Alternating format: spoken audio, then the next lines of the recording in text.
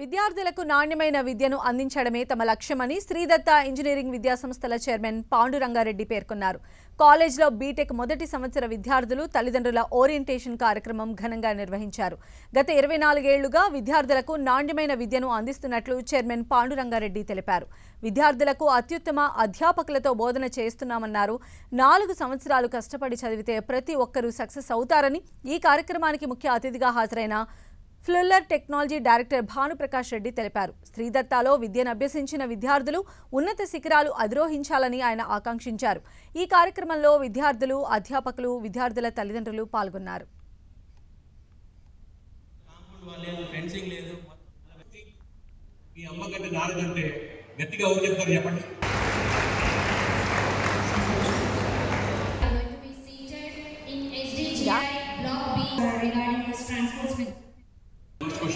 Parents కానీ students కానీ తెలుసుకోవాల్సిన ఒక 2-3 విషయాలు 2001లో స్టార్ట్ చేసి ఈరోజు 25th బ్యాచ్ ఈరోజు ఈ ప్రాంగణంలోకి ఎంటర్ అయ్యింది.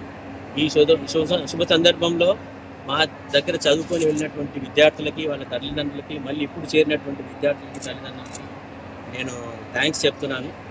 ఒక 20 సంవత్సరాలుగా ఈ నమ్మకం పెట్టుకొని మేము నారాయణపేటలో జర్నీ మొదలు పెట్టేసి ఇక్కడికి వచ్చేసి ఒక ప్రముఖ విద్యా సంస్థగా ఒక గ్రూప్గా ఎదిగి కొంత వేల మందికి ఒక ఉద్యోగాలు కల్పించి ఒక 100 మందికి ప్రతి సంవత్సరం ఒక అవుట్ గోయింగ్ బ్యాచ్ దాదాపు ఈ సంవత్సరం 800 పైనటువంటి విద్యార్థులకు కూడా ప్లేస్మెంట్ ఇప్పించడం జరిగింది.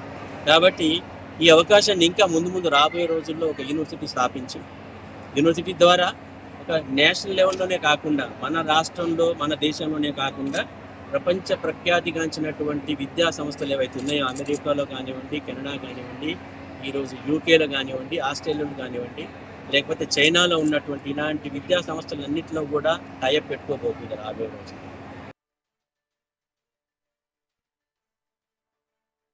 But how many like Varshika in next coming years she's different. చాలా deviations ఉంటాయి, చాలా attractions ఉంటాయి. Entirely different. Nobody will know Varshika will be born again. No Varshika will be there